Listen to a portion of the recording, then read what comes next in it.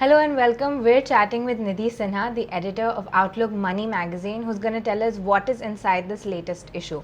So, this month's issue is about being financially free. What is that concept? How can investors achieve it? And what is the mantra behind being financially free? Financial freedom is, of course, a much loved concept, and for obvious reasons. Who doesn't want to be financially free these days? Especially after COVID, so many people decided to kind of take it on their own and work on their own time. And for those people, financial freedom was one of the most important things.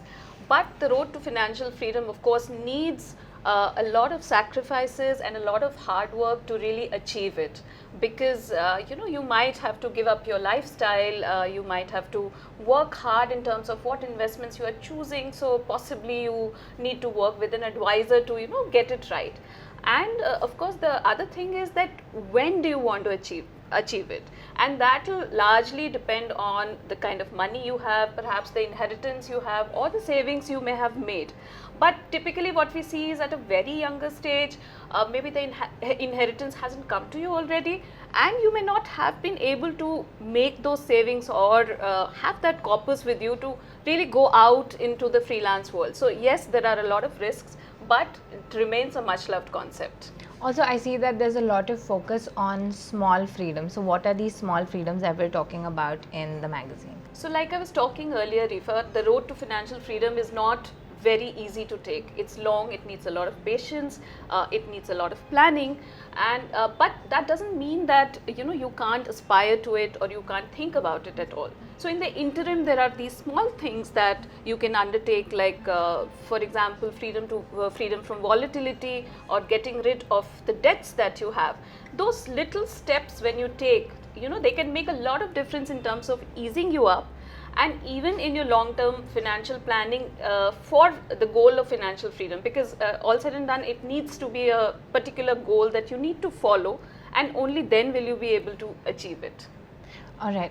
There's an interesting research survey done by Outlook and Toluna, and which talks about how young India saves and invests. And there's also a lot of interesting data pertaining to what their goals are, financial goals, and what is the purpose behind their investment. So could you tell us a little about that? Yeah, so that survey is really interesting, and it has taken people from the age group of 18 to about 30 years roughly, and it shows very interesting insights, because you normally associate the young people, the young population of India, like we've been talking about how they're ballistic about equities and cryptocurrencies, etc. But surprisingly enough, life insurance has emerged as the preferred investment instrument for them. Of course, equities follow close behind, but still it was something very surprising, because we normally associate with middle-aged people or retired people to be in that zone of buying life insurance for investments, which we all saw our parents or the earlier generation do it. But even the youth is hooked upon it. But the good news is, of course, the participation in equities is equally strong. So similarly, there are many other findings that you may find very interesting to see what are the trends and how the youth is really thinking about their finances these days. So look at the magazine, and there are various, it has been presented very creatively in terms of graphics and all that, so it's bound to catch your attention. Now, what other stories or what else do we have in the August issue of the magazine that readers can look forward to?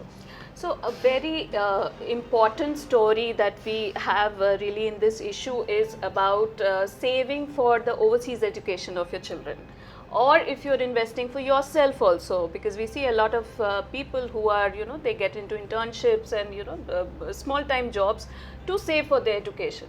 So one of the key things that we found out was, of course, the rupee depreciation really takes back your corpus a step, because over the years, if you look at data from the last 10 years, the rupee has depreciated almost 50%. So it is, if you kind of invest in global assets, this depreciation you can really balance out with, of course, with other investments that you make, but it is important to have at least one small part of your assets into global investments, and that can really help you. Another story that you may find interesting is that monsoons are upon us finally. It's a big relief, but it also brings a lot of problems along with it. There are diseases, then your cars and scooters, they get stuck in flood drains and flooded streets of etc.